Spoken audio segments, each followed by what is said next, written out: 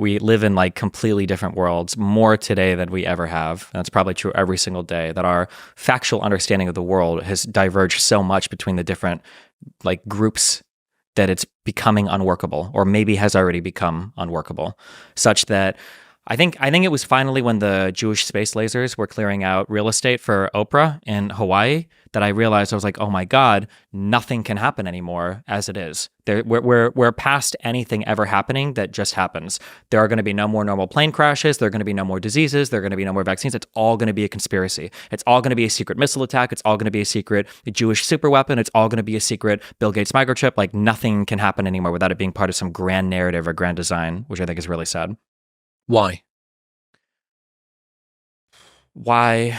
Like, what's the undercurrent that's driving that? Is it just a multiplicity of different people being able to comment on it? Is it the fact that free access to information means that everyone has a different perspective on the same story? Is it the fact that there's no centralized flow of information, which is giving someone like the narrative? Somebody sent me an email a while ago that I thought was really interesting. I think it was just his idea. I think he called it like the magic box idea or something. And basically, I think as humans, we become further and further separated from the actual things that are happening with everything that we interact with. So for instance, if I do the oldest example, you're familiar with like an abacus, right? Yes. Like, right? Yeah.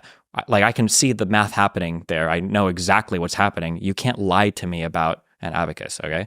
If I have a calculator, it's a relatively simple device. It only does math. I can see exactly what's going on. As the devices become more and more complicated and you become less and less aware of what's happening under the hood, it becomes easier for you to insert more random stuff that you're not aware of. So like nobody thought that an abacus would track you. Nobody really thought a calculator would, but is your phone tracking you? Is it listening to every single word you're saying? Even with no evidence presented for any of these ideas, of which there never has been, that your phone is secretly listening to you and recording stuff and blah, blah, because a lot of people on tech sites have like tried to investigate this. People still think it. And I think that that example with phones can be blown up to literally everything, from carbureted to fuel injected cars, from bureaucratic organizations that might just like manage a local level thing, to the FDA that does, you know, vaccine approval on a nationwide level, from literally every single thing in our life.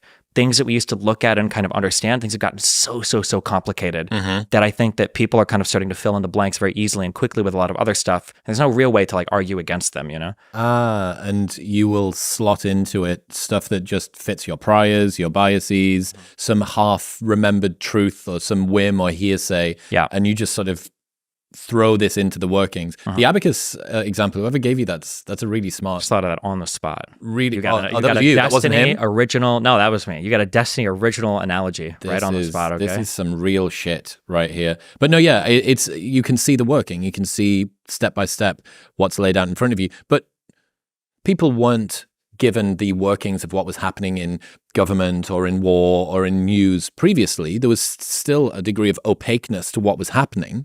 So what is it that's different between 100 years ago and now?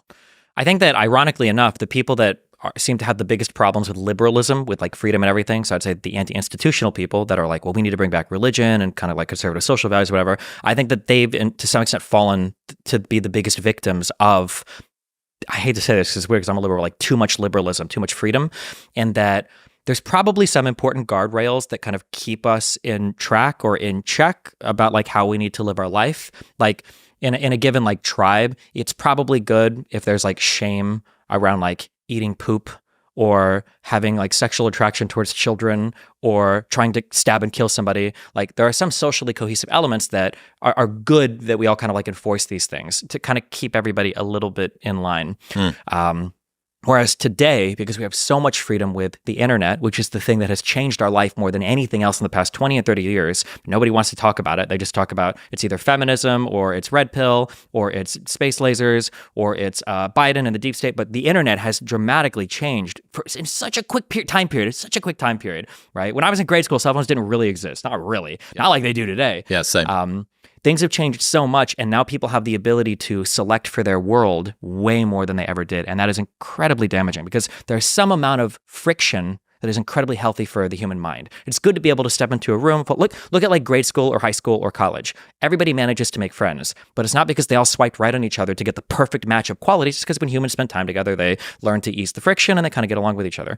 But now that we have the ability to hyper select for every single fucking thing that we want, it is, I think it's incredibly damaging to the human mind because it lets us select for too many things that we no longer have to become comfortable with. Like an example I would use is that like, if 30 years ago, if I really wanted to fuck my toaster, I'm probably not going to fuck it that much. I'm probably not going to talk about it that much. Absolutely not. And I don't even know if I'd be able to find like a anybody or any camaraderie. It would just be really rough. But today I could probably type in like toaster fucking recommendations and get like the top 10 models ranked from like quickest to slowest orgasm for like toasters that I want to fuck. And now I've got like a whole world of people that all support my toaster fucking ambitions.